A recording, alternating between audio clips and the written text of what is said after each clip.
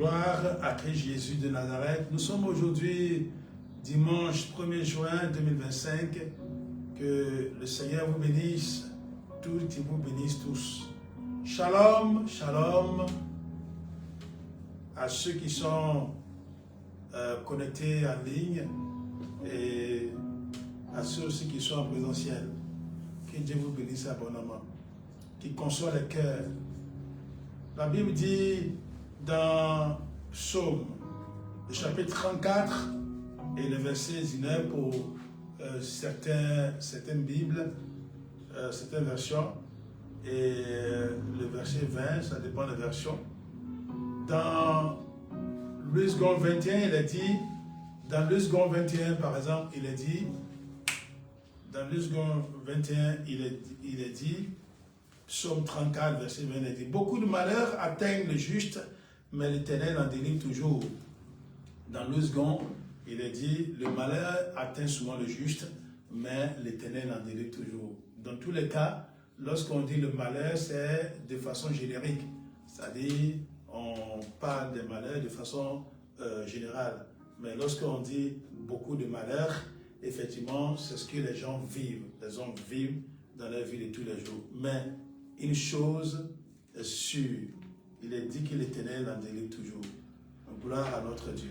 Lorsque nous lisons aussi dans Psaume chapitre 25 et le verset 14, dans la version second 21, il est dit, l'Éternel confie ses secrets à ceux qui le craignent et leur fait connaître son alliance. Oh, quel bonheur, quelle gloire. Ce matin, le Seigneur nous a amenés, nous a orientés sur un sujet que nous avons intitulé « Tu es exaucé ». Tu es exaucé conformément à la parole de l'Éternel. Tu es exaucé conformément à la parole de l'Éternel. Nous pouvons lire ce passage, sinon ce verset, dans 2 Rois, le chapitre 7 et le verset 16. Disons le verset 16 et 17. 2 Rois, le chapitre 7, les versets 16 et 17. Il est dit, dans 2 Rois, chapitre 7, verset 16, le peuple sortit et pilla le camp des Syriens. On eut 7 litres de fleurs de farine pour une pièce d'argent et 14 litres d'orge pour une pièce d'argent. Conformément à la parole de l'Éternel. Au verset 17, il est dit, le roi avait confié la garde de la porte à l'officier qui le soutenait. Mais cet officier fut écrasé à la porte par le peuple et il mourut. Conformément à ce qu'avait dit l'homme de Dieu quand le roi était descendu vers lui. Verset 18, l'homme de Dieu avait alors dit au roi, on pourra avoir 14 litres d'orge pour une pièce d'argent et 7 litres de fleurs de farine pour une pièce d'argent demain à la même heure à la porte de Samarie. L'officier avait répondu à l'homme de Dieu, même si l'Éternel faisait des fenêtres au ciel, une telle chose ne pourrait pas se produire. Et Élisée avait dit, tu le verras de tes yeux, mais tu n'en mangeras pas. Verset 20, c'est en effet ce qui arriva à cet homme. Il fut écrasé à la porte par le peuple et il mourut. C'est une histoire pathétique. C'est vrai, c'est une tragédie pour cet homme qui est mort, mais lorsque vous lisez le premier verset du chapitre 7, il est dit, Élisée dit, écoutez la parole de l'Éternel, voici ce que dit l'Éternel, demain à la même heure, on pourra avoir 7 litres de fleurs de farine pour une pièce d'argent et 14 litres d'orge pour une pièce d'argent à la porte de Samarie. Et c'est là que l'officier raisonneur, pensant qu'il était le plus intelligent et qu'il était un scientifique accompli, il dit non, il n'y aurait même pas une telle chose. En fait, Samarie traverse une période cruciale de son histoire. La ville avait été assiégée par les Syriens. C'était la guerre. Ils ont ainsi pris en otage le peuple. Les gens ne pouvaient pas sortir pour aller chercher à manger, pour aller se faire à manger. Et les gens, les Syriens, avaient la victoire. Et le peuple mourait de faim. C'était la famine. Et c'était difficile. Quand Dieu s'est révélé à son serviteur pour dire, demain à cette même heure, il y aura de la nourriture à gogo. Ce qui était impossible. Comment est-ce possible d'avoir tant de nourriture alors qu'on est entouré d'ennemis? Non, c'est impossible. Donc nous comprenons le raisonnement humain de l'officier qui a dit, même si Dieu avait percé plein de trous au ciel, on n'aurait pas un tel miracle. Il oubliait que notre Dieu est un Dieu du miracle. Et voilà pourquoi au verset 16, il est dit que le peuple est sorti et il a eu à manger conformément à la parole d'Éternel. Qu'est-ce que Dieu t'a dit? Est-ce que Dieu t'a donné une promesse? Est-ce que dans ton intimité avec Dieu, parce que ce que nous avons lu dans le psaume chapitre 24, le verset 15, il est dit que Dieu confie ses secrets à ceux qui le craignent. Le psaume 25, pardon, le verset 14. Oui, l'Éternel confie ses secrets à ceux qui le craignent et leur fait connaître son alliance. Je ne connais pas ton problème. Tu es certainement dans des problèmes, dans des difficultés. Comme il dit dans le psaume 34 que nous avons lu au verset 20, beaucoup de malheurs, ou des malheurs t'ont atteint, seulement tu te demandes ce qui se passe. Sache qu'il est dit que l'Éternel délivre toujours ceux qui se confient en lui. Voilà donc que conformément à la parole de Dieu, les Juifs, ceux qui étaient affamés hier, aujourd'hui ont eu de quoi se nourrir. Parfois, notre problème en tant que chrétien, en tant que disciple de Christ, c'est là on se demande si ce que Dieu nous a dit là est vrai. On se pose la question. Est-ce que ce que Dieu a dit là, je peux l'expérimenter?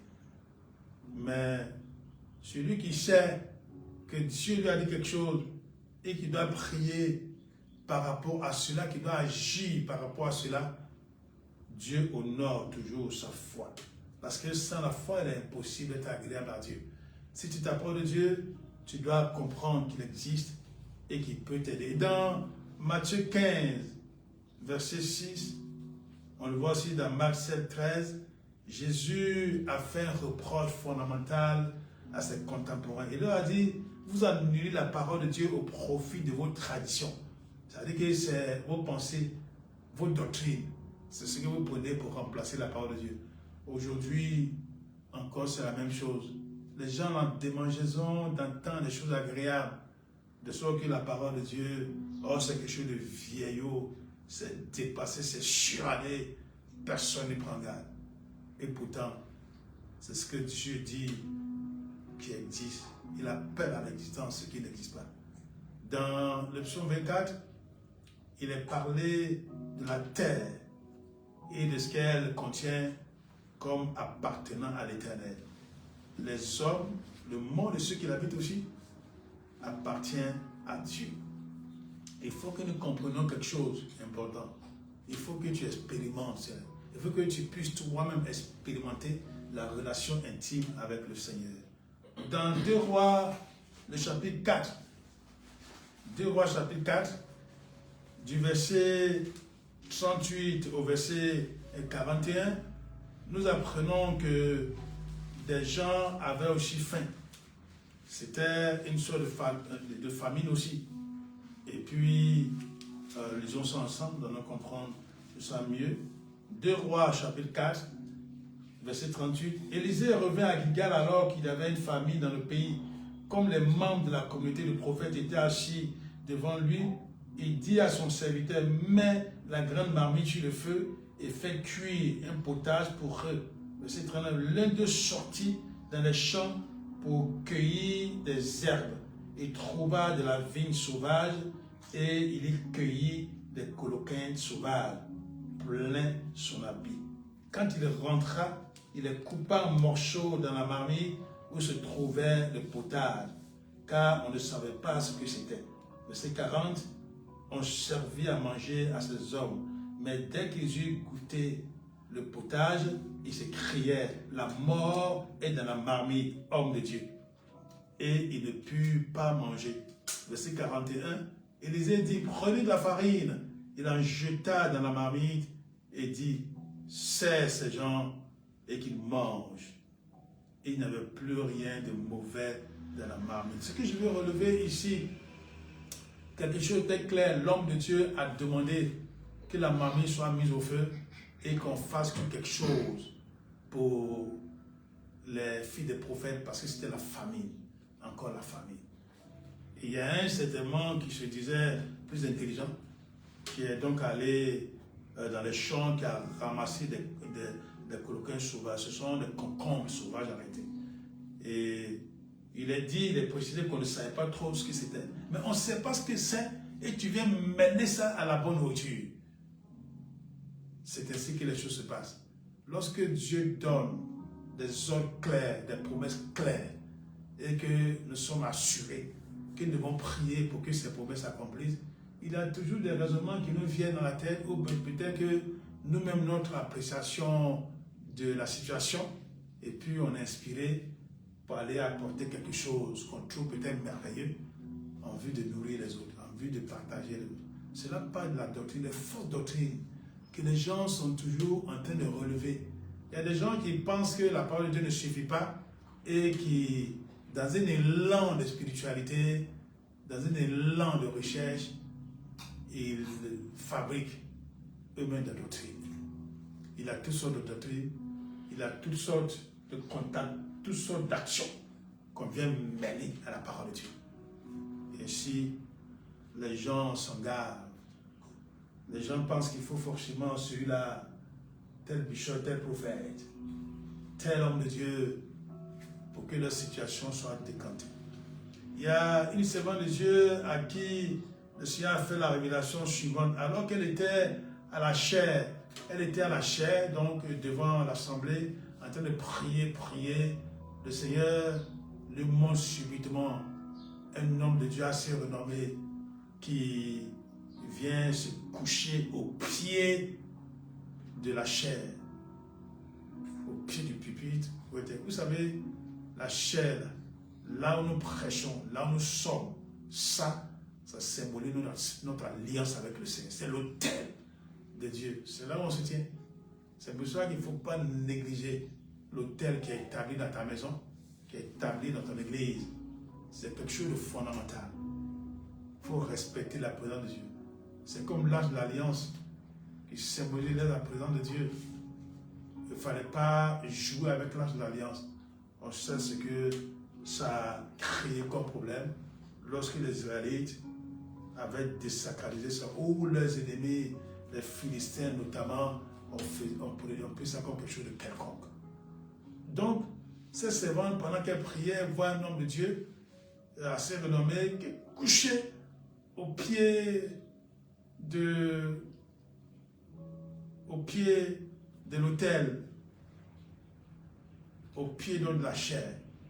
Elle était étonnée. La personne était veule, était faible de cette manière. Et puis, pendant qu'elle regardait bien, elle voit un autre visage. Et la personne voulait tout faire pour la traîner ailleurs, pour la séduire. En fait, pour la faire dévier. Voilà, pour lui enseigner autre chose. Et c'est là que le Seigneur lui a donné la force. Il a repoussé ce soi-disant homme de Dieu. Il a repoussé. Et quand s'est réveillé, le Seigneur lui dit, tu vois, ce que le Seigneur t'a donné comme pouvoir, il a donné à tout le monde. Dans Luc 10, 19, il est dit que nous avons reçu le pouvoir d'écraser les serpents, les scorpions et toute l'armée du diable. Dieu là, il nous dit de nous mettre en communion, de demeurer en communion avec lui, pour qu'il puisse ainsi nous bénir de toutes sortes de bénédictions. Nous allons lire à cet effet, Éphésiens, le chapitre 1 et le verset 3. Éphésiens, chapitre 1, verset 3. Il est dit dans Éphésiens, chapitre 1, verset 3, « Loué soit Dieu, le Père de notre Seigneur Jésus-Christ, qui nous a comblés par l'Esprit de toute la plénitude des dons célestes. Il a déversé d'en haut sur nous qui vivons dans la communion avec le Christ toutes les bénédictions que le royaume des cieux contient. » C'est-à-dire qu'il n'y a pas une seule bénédiction que Dieu ne t'a pas octroyée, que Dieu ne t'a pas donnée. Mais quelle est la condition? Il est dit ici, sur nous qui vivons dans la communion avec le Christ. Est-ce que tu vis en communion avec Christ? Si tu vis en communion avec Christ, tu dois comprendre que ce Dieu-là, il tient à ta disposition la toute puissance qu'il a déployée pour ressusciter Christ dans tes morts. Ça veut dire en réalité, toutes les fois où tu seras dans des problèmes, il faut que tu te tiennes devant ce Dieu-là, que tu pries. Tu n'as pas besoin d'aller solliciter quelqu'un, à moins que toi-même tu aies besoin d'être aidé, d'être encadré. Si tu as besoin de croire spirituellement pour connaître Dieu, c'est autre chose. Mais si tu le connais là, Dieu a mis à ta disposition cette toute puissance. Éphésiens chapitre 1, verset 20. C'est la même puissance que celle qu'il a déployée en ressuscitant le Christ d'entre les morts et en lui donnant sa place à sa droite dans les mondes célestes. Le verset 19 dit, « Je prie que vous preniez conscience de l'étendue incommensurable du pouvoir dont Dieu dispose en faveur de nous qui plaçons nos confiances en lui. » Éphésiens chapitre 1, verset 19 à 20. Donc, tu ignores ou tu fais semblant d'ignorer toi-même là. Tu n'es pas décidé. Tu mets la parole de Dieu en doute. Et toutes les fois qu'il y a un petit problème, j'allais dire, tu cours. Chez un bishop, tu cours de toutes les veillées. Tu vas partout à des programmes. Mais quand est-ce que tu vas t'asseoir pour avoir une intimité établie avec le Seigneur Jésus? Quand est-ce que tu vas t'asseoir pour que Jésus te parle?